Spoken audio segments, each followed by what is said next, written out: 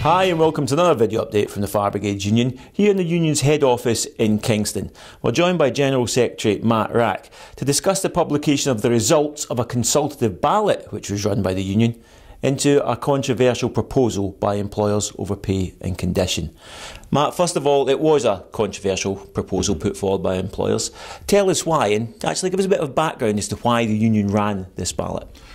Well, we've been discussing pay and a strategy to try and win investment in the fire service with the employers for some time, and at the end of that process, or recently, in February, they moved towards this proposal.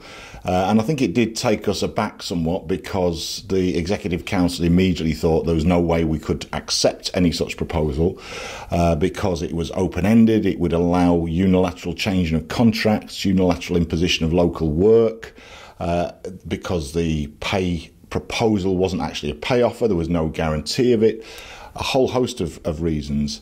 But the Executive Council took a decision to ballot members rather than simply going through our committee structure, and we thought that was more democratic, and hence we held the consultative ballots, which all members were invited to take part in.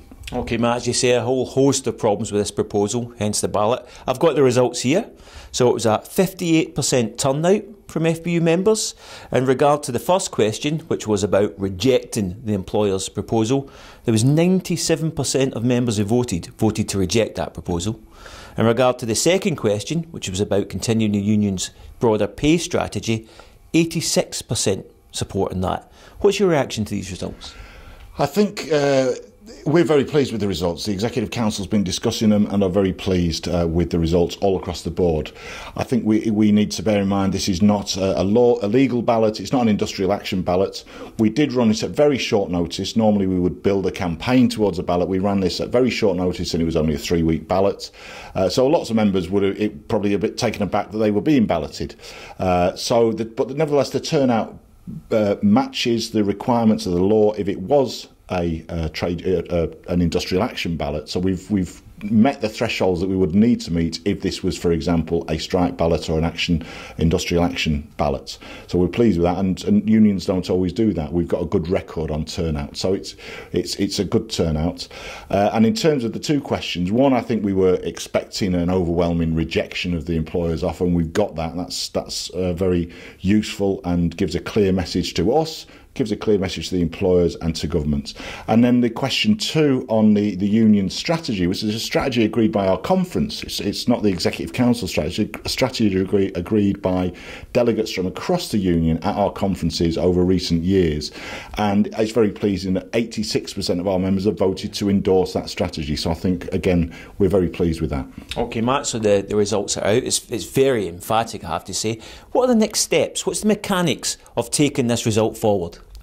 Well, the Executive Council has started to map that out today, and there are a number of strands to it. We see this as the launch of a campaign now. You know, our agenda is to win improved funding for the fire service and win improved pay for firefighters. That's no easy task, and no one is trying to pretend otherwise, but this is the launch pad for that we've got a membership clearly overwhelmingly endorsing that approach and supporting what we've been saying. And we've started to map out our next approach to the employers and discussions with them, our approaches to different governments across the UK about the results of that, the need for investment in the fire service. We're going to be asking brigade committees across the UK to start sitting down and looking at some of the issues we've flagged during this initial stage, and that's about the work that is being undertaken in fire services, much of which, in our view, is not within our role maps, not agreed, not negotiated, and probably not contractual. So we're just a point on that, Matt. I mean, one of the issues we found out during the course of this campaign, this is work that's happening in every brigade across the UK. Yes, we've got a fragmented system that's gradually emerged over the past decade or so.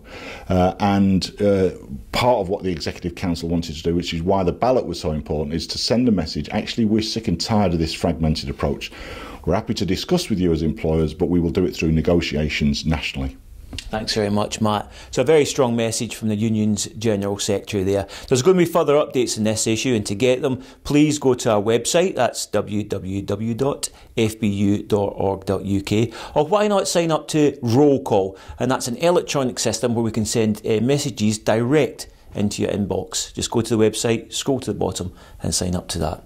Till next time, thanks, and thanks very much for joining us.